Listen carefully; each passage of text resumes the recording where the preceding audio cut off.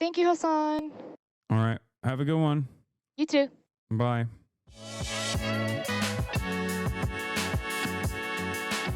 Wait, hold on. What's up? Sorry, my manager called me. My NBC TV spot is about to begin, and I gotta join the Zoom call. Hold on. Wait 1 second. Let's see. Maybe this is better. Let me fix my hair real quick. You're fine, shit? I don't think so. Let's see. Okay, this is fine. Okay. Take off glasses? No, I'm not gonna take off glasses. Okay.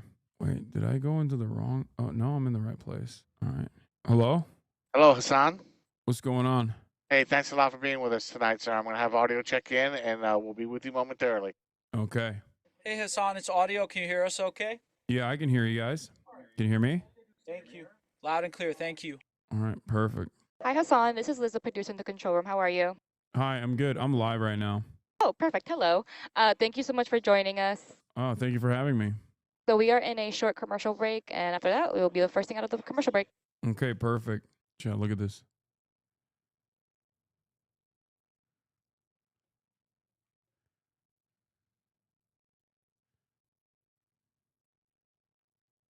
Behind the scenes.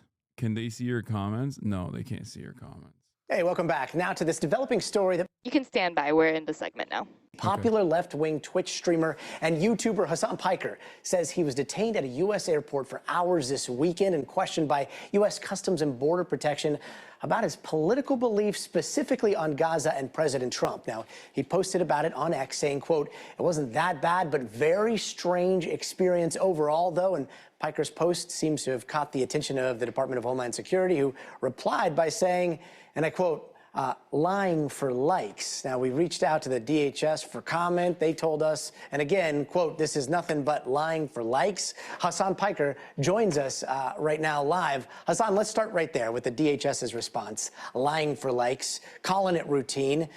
What's your response to their response?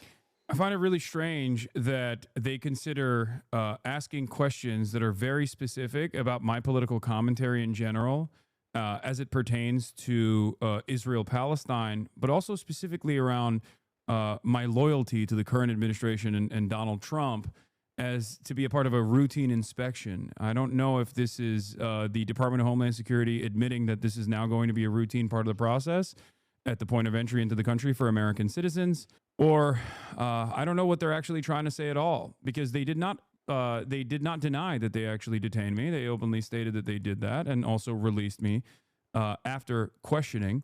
And the thing that they actually omitted in that statement was the questions themselves, the questions that they had asked. And I think that's the main point of contention here. And this all, like, the thing, I hate to say this, but one of the things that caught my attention, like, you have global entry, right? That's supposed to be the expedited line. Walk us through how all this happened, and has something like this ever happened before? I mean, I've gotten the quadruple S on my boarding pass in the past, but the apprehension or the questioning process never actually escalated to the position that it got to this time around. This was my first time using global entry, as a matter of fact. I was coming back from France. I had gone to France with my family for Mother's Day. I had to come back early because I had a speaking engagement at the University of Chicago. And I got my picture taken at global entry. I walked in, and the Customs and Border Patrol agent at the gate told me to step aside and that another agent would be coming over to take me to a separate location. And I knew that this was most likely going to happen because I'd seen news reports about immigration attorneys being apprehended at the border and detained and questioned in a similar fashion. I had seen a TikToker talk about her own personal experience a week prior.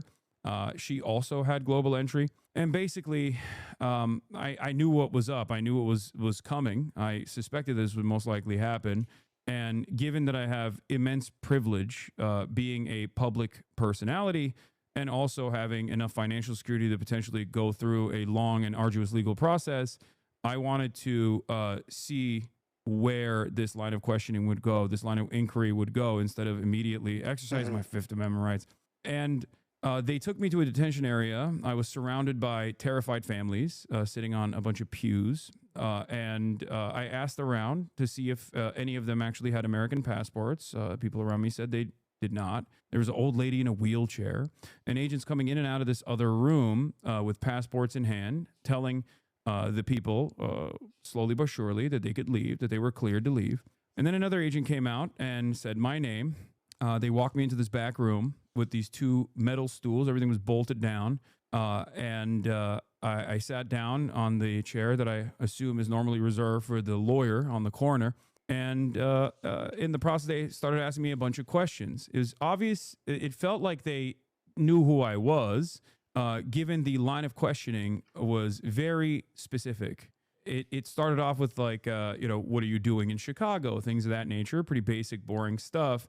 And the more I revealed information, the more the agent kept repeating, well, since you said that, and acted like it was in line in the process of discovery that he was getting new information out of me. Well, he was be like, oh, you're in Chicago for, you're delivering a speech. Well, since you said that, what do you do? Oh, you're a Twitch streamer. Since you said that, what kind of stuff do you do on Twitch? And, I told him I play video games. Sometimes I talk about drama. And basically, we arrived at questions about what my opinions were on Donald Trump. And I thought that was strange, but I was honest. At first I said, what does this have to do with anything? But then I told him I don't like Donald Trump. And after that, he asked me about my opinion on Israel and my opinion on what's going on in Gaza. Very specific questions that you would only ask if you already were familiar with my commentary, which is in normal circumstances in a completely academic setting, describing the historic reasons for why resistance exists and things of that nature. But it almost felt like he was trying to get something out of it. It seemed, yeah, right. So it seemed clear to you that they knew who you were. Real quick, last question here. What do you think would have happened if you weren't a citizen? Oh, I think if I wasn't a citizen, the process would not have gone down as smoothly as it did. I probably would not be allowed to enter the country, as we've seen reports on French researchers, for example, being stopped at the border and having ICE agents look through their phone to see if they've said something negative about Donald Trump. Even within the context of Donald Trump taking away grants for academic research, any kind of negativity can be met with a border agent claiming that you are ineligible to enter the country. Non-citizens have significantly less rights than citizens do in this process, and it seems like even citizens are losing some of those rights as well. Hasan Piker, we really appreciate you sharing your experience with us. Thank you so much. Thank you for having me. Back. Thank you, Hasan. All right, have a good one. You too. Bye. Okay. That was quick. Airtime maxing? Yeah. You have to get one of those teleprompters where you look directly into the lens when you talk? No. Should have shouted us out? Yeah. Thank God Ethan mainstreamed me so you can get into NBC, bro. Yeah.